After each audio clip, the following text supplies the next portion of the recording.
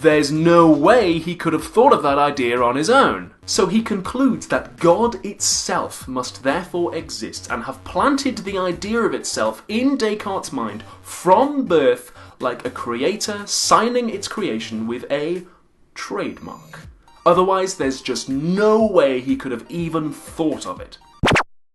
There are two key principles at play in this argument. The first is this idea that some things are more real than others, the levels of reality principle. And the second is this idea that causes must be at least as real as their effects, the causal adequacy principle. And unfortunately for Descartes, both of them are pretty much bollocks. Now, kudos to Descartes, he did actually circulate copies of the Meditations and ask people to critique it so that he could reply to their criticisms, which is as close to leaving the comments section on as he could possibly have done in those days. And in some editions of the book, you'll find the criticisms and his replies to them in the back.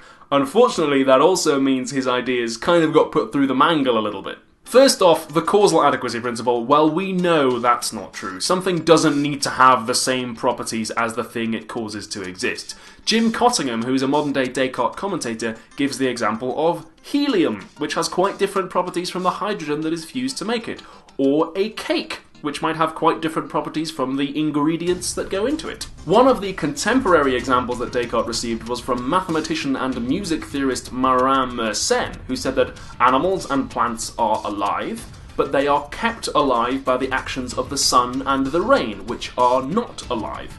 Interestingly, Descartes tried to get around that counterexample by saying that animals aren't actually alive. They're just sort of organic robots, automatons with no feeling or sensation.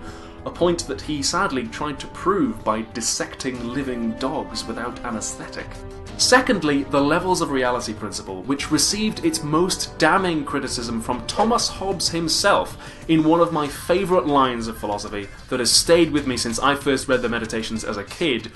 Does reality admit of more or less? Descartes says that finite substance is more real than properties, and infinite substance is more real than finite substance, but what does more real mean? Things don't exist more or less on a sliding scale. Either something exists or it doesn't.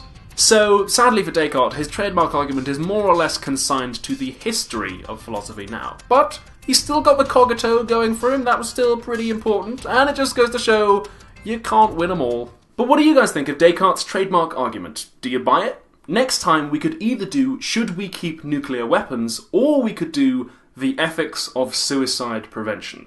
For more philosophical videos every Friday, please subscribe.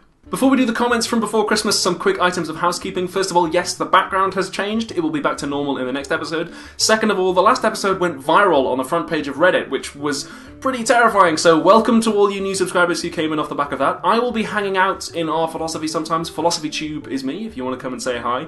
Thirdly, I haven't seen the footage yet, but hopefully you can tell this episode was filmed on a brand new camera, which was paid for by you guys, by all the people who sponsor the show on Patreon, so thank you to all of you for your generosity. That is so kind of you. I'm going to continue taking the money that you pledge to the show and putting it back in to make the show better on technical stuff and research materials and food for me as well. This episode was sponsored by Scott Eichler, DJ, Looking Glass Universe, Rich Clark, and a bunch of other people whose names are in the description. Thank you, all of you, so much. I mean, I could stand here and gush about how amazing the fans of the show are for ages, but thank you all, thank you. So last time we were talking about the Frege-Geach problem, one of the biggest problems in ethics, so let's see what you guys had to say. Adam Myers asked, where did non-cognitivism, the view we were discussing, actually come from? Well, it was largely a reaction to the problems of the competing theories. Non-cognitivism does answer a lot of the questions that are supposedly a problem for cognitivist ethics. For instance, what makes moral statements true or false, or even why should we care about moral statements? Non-cognitivism does actually avoid a lot of those questions. Unfortunately, as we saw, it also throws out the baby with the bathwater. Lots of people asked, why don't the non-cognitivists just accept the Frege-Geach problem and say, yeah, okay, you can't make logical statements out of morality? Well, unfortunately, that means that you can't explain what certain sentences mean, like the ones we were talking about last time.